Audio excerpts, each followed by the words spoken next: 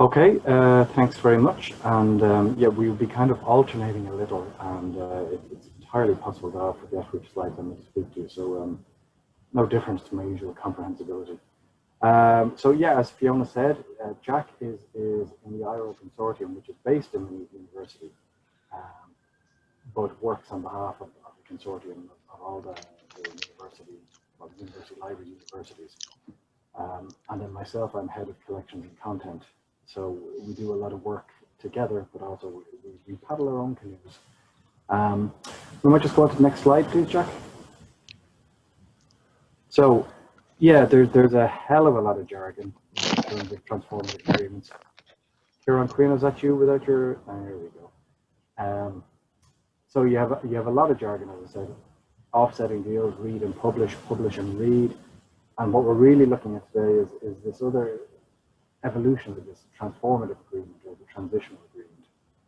And so don't want to dwell too much on it, but we will try and explain what it is and why it's important. So we might just move on, please, Jack.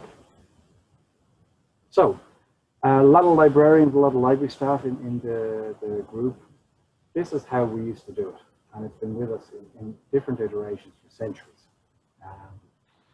So in one form or other, you had a situation where people or institutions paid to access content. So it was a subscription typically.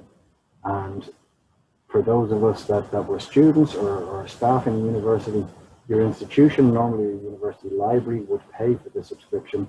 It could be quite a sizable amount, and you would get to read the content of that journal or that suite of journals.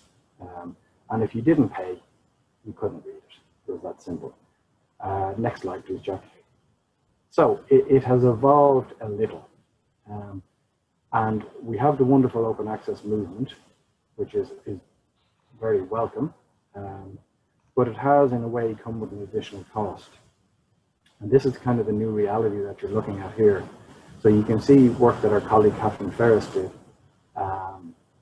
where she did a review, and academics in Ireland, the last 3 articles, 848 respondents, came to 1.4 million in APCs. Now, the APC is an article processing charge, and it is growing and growing and growing. That is not the sum totality of the Irish contribution to this. It's 848 respondents for the last 3 articles. So open access is a fundamentally good thing, but clearly there's a bit of a flaw in how this is manifesting, because you have your subscription and you have this extra and growing payment. Okay, next slide, please, Jack. So, Jack, this is you actually, sorry. Yeah, so what we're trying to do with Ireland and other consortia is move away from this paying out with both hands, and to try to merge this into a single cost-effective and cost-reducing and cost-managing agreement. So these are the kind of the OA publisher agreements that Hugh mentioned earlier, sometimes called transformative agreements, sometimes called transitional agreements, so that we negotiate on behalf of the researchers, on behalf of the readers, to pay the publishers a fixed amount each year. So we continue to pay for the subscription paywall content, and also pay for to make the articles open access on behalf of the researchers, so that the authors don't face any charges when they're submitting and when the article is accepted. So over the next few slides, I'll talk you through an example of how one of these agreements is structured. I'll go into some basic arithmetic of the kind of costs involved in these. Pretty basic, but I'll kind of try and slow it down, so I'm not rushing over things. So if we take an example of a hypothetical publisher and hypothetical library, the library pays the publisher 50 grand per year to read the publisher's journals. So that's subscription only content, and only for the users in this institution.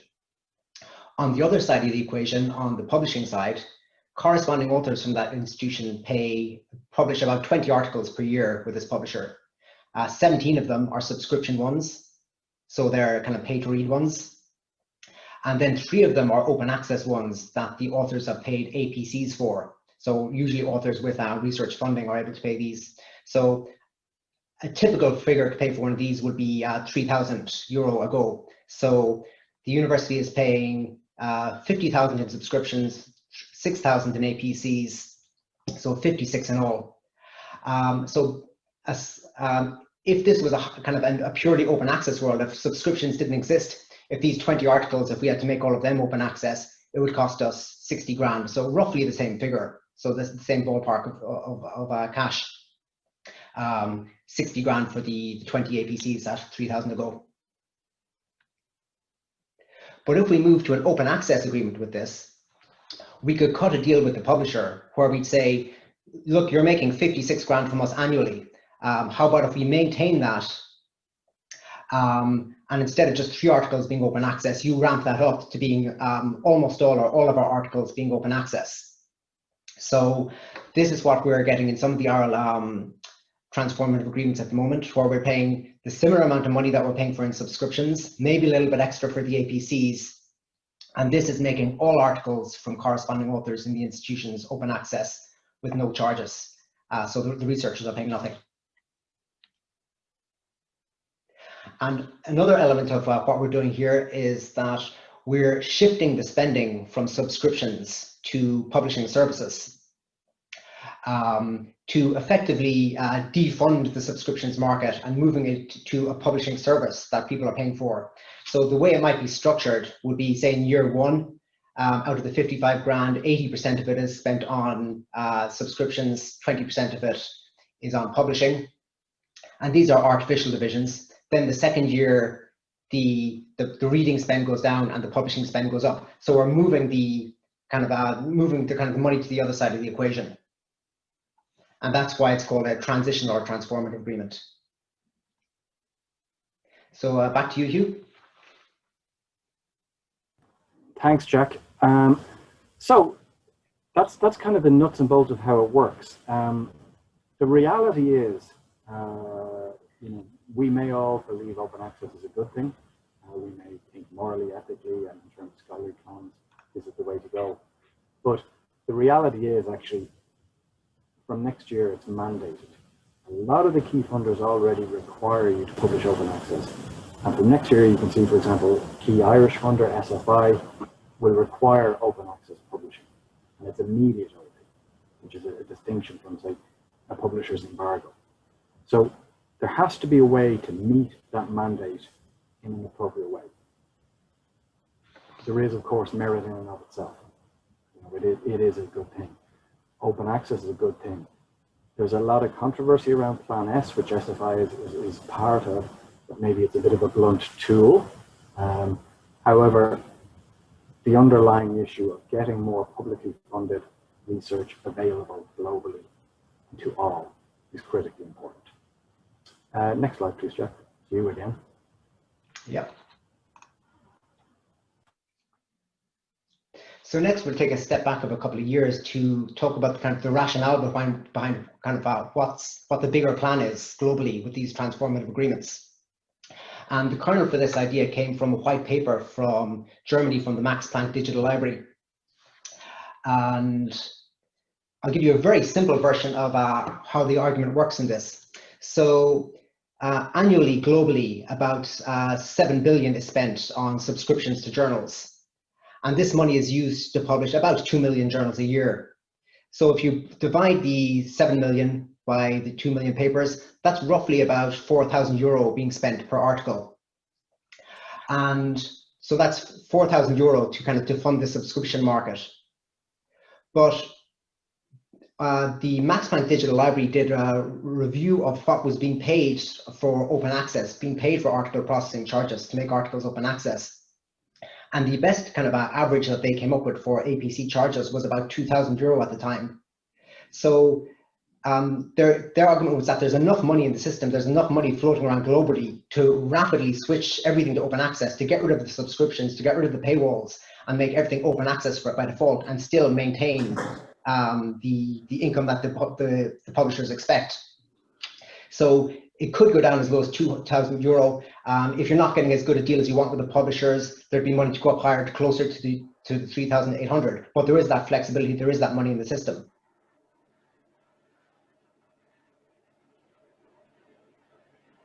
So the argument is that at the moment, with these transformative agreements, where we're paying for the subscriptions and also paying for the open access, we're riding two horses at the same time. And we have to be clear that this is a temporary and transitional measure, and that one of these agreements on its own, say for example the Irish Science Direct Agreement, that's good in a sense that it will enable Irish research to be open access, but it won't have a global impact. But if enough consortia, if enough libraries, if enough funders get behind these agreements, if there's a critical mass of them, then it will devalue subscriptions to such an extent that the money is all in open access publishing, and the publishers really decide to phase out the subscriptions and make everything open access by default. And the feeling is that the other models of open access, there are many other ways of kind of achieving open access with platinum journals, etc., with green open access.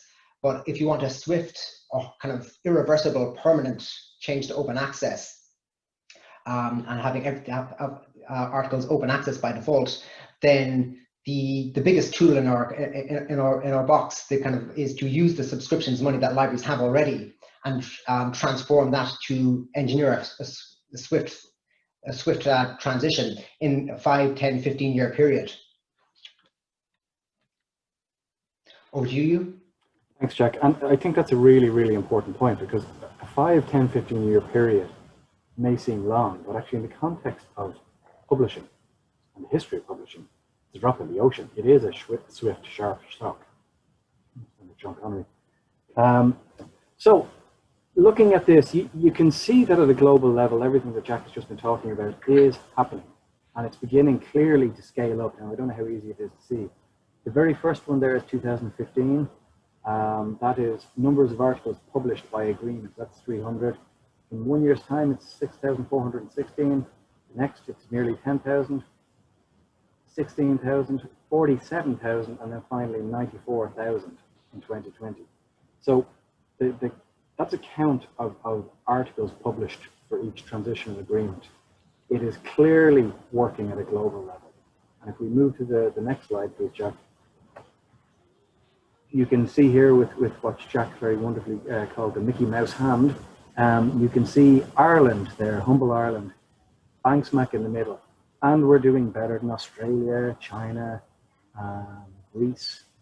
We're doing better than France, doing better than Qatar, Slovenia and Spain. And actually, the reality is that when that ESAC image was done, we had one transitional transformative agreement, which is one Elsevier, which you see there. It's incredibly fluid. Through the good offices of IRL, we have a lot more in the pipeline. They're being concluded all the time. So if we were to get that image again for right now, that little bar for Ireland would be significantly bigger. And of course, IRL will be keeping an eye on this and how it's going as things progress. So you can see we're not yet the major player. The United Kingdom doing very well, Germany doing very well, the Netherlands doing very well, but we are getting there. And if we go on to the next slide. This is just some examples, again, from Colin Campbell. So you can see Jisc, UK, very, very big. Springer is Project Deal, that's Germany. The Dutch is very, very heavy into this space. Lithuania getting there, so it is beginning to grow. And if we just move on to the next slide, that's just Europe, but again, at a global level, it's happening. So you've got Illinois in the States, Qatar, Australia, New Zealand, Cambridge University Press with Japan, China, California, America. Now, I mean, the one thing it does behoove us to note, this is not as equitably dispersed as I think we'd like to see. This is a global image, but there is a clear preponderance of first world countries who are in this. The next slide, I think, please, Jack. Yeah, so I mean, just it falls to me to give praise to Jack and his colleagues rather than they humble brag themselves.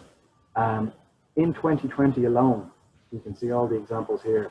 The Elsevier deal was the first one. It was slightly different. It wasn't a pure IRL deal. It benefits an awful lot more constituents. But huge progress has been made. And I mean, Science Direct, which is the Elsevier one, is 906 articles, I think it is, Jack, per year. And that's basically open access for free. It's a very, very powerful tool. And really important to note that these deals are cost neutral.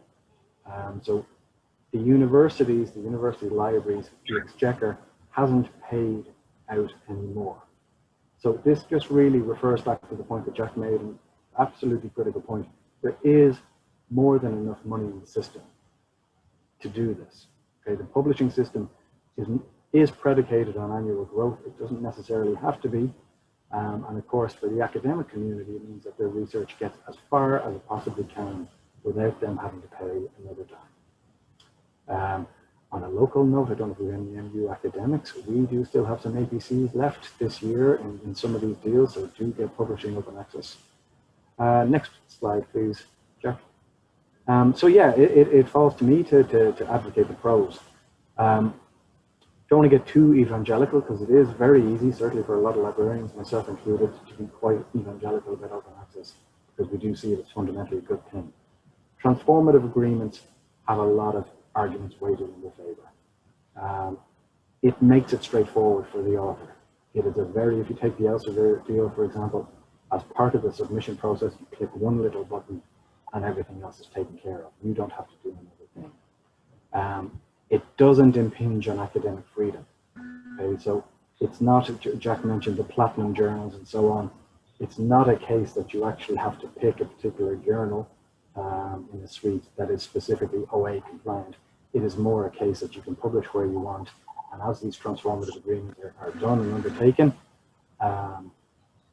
it won't make a difference. You won't have to do anything. It will just be open access naturally.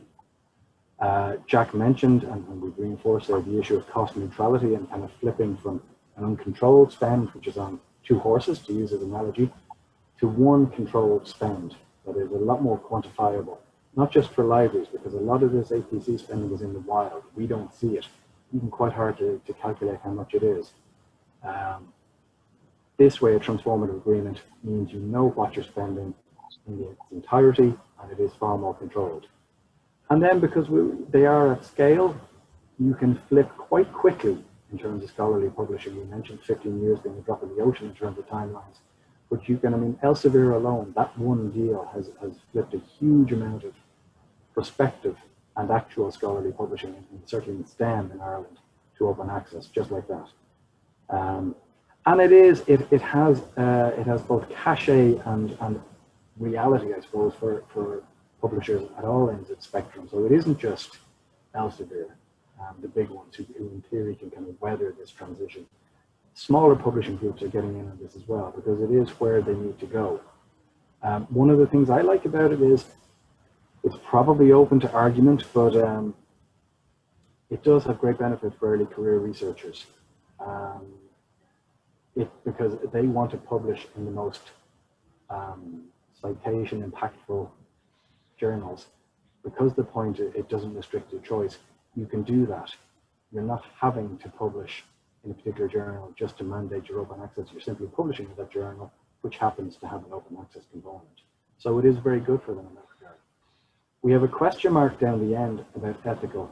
I think it is, personally, it is ethical insofar as it does get publicly funded research out.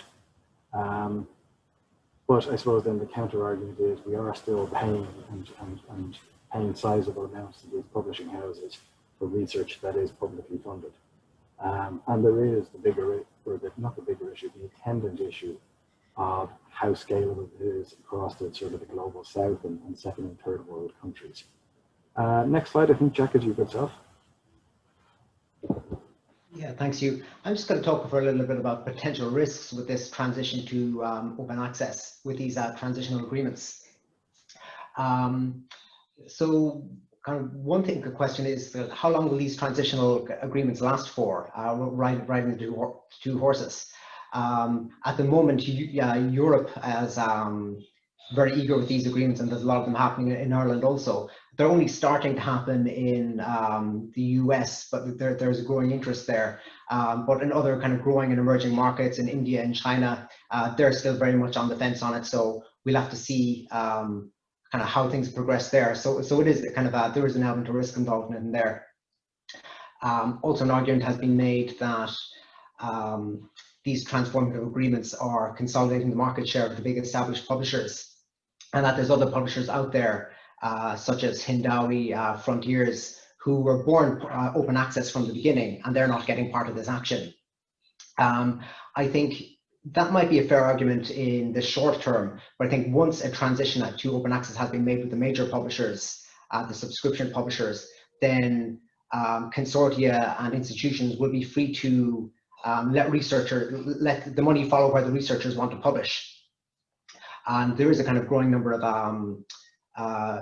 kind of consortial agreements with these pure open access publishers, such as one announced in the UK with the Public Library of Science a couple of days ago. So that's an avenue that IRL is eager to explore in the next year or two. Another potential risk is that if the publishers are making their money from the number of articles they publish, then that will may incentivize them to just keep publishing more and more to make more money and lower their their quality control, lower their standards while they're doing it. So that's something that we'll have to be aware of and kind of monitor quality control in these agreements and how we fund these.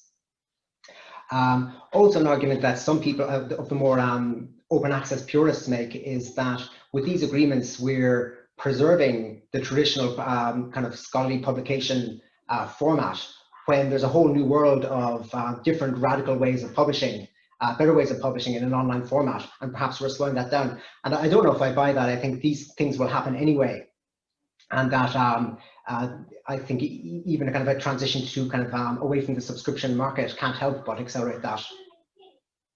And finally, just to note that we're trying to engineer a massive shift in a huge industry relatively quick. So there could well be unintended consequences of the way we shift, the way we publish and the way we spend our money on this. Will it be equitable for all researchers in all regions, in all disciplines?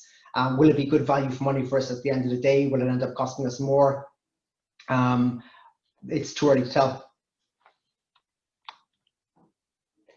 But I suppose one counter to this was a tweet I saw a couple of days ago from Richard Sever of the publisher Cold Spring Harbor.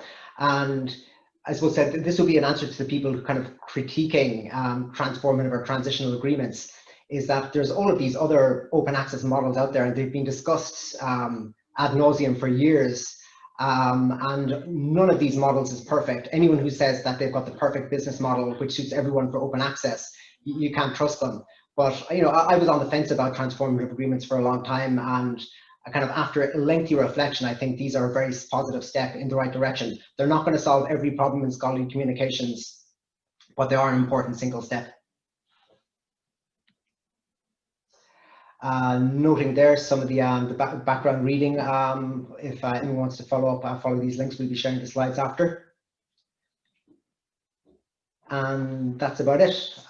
If you have any questions for me and you.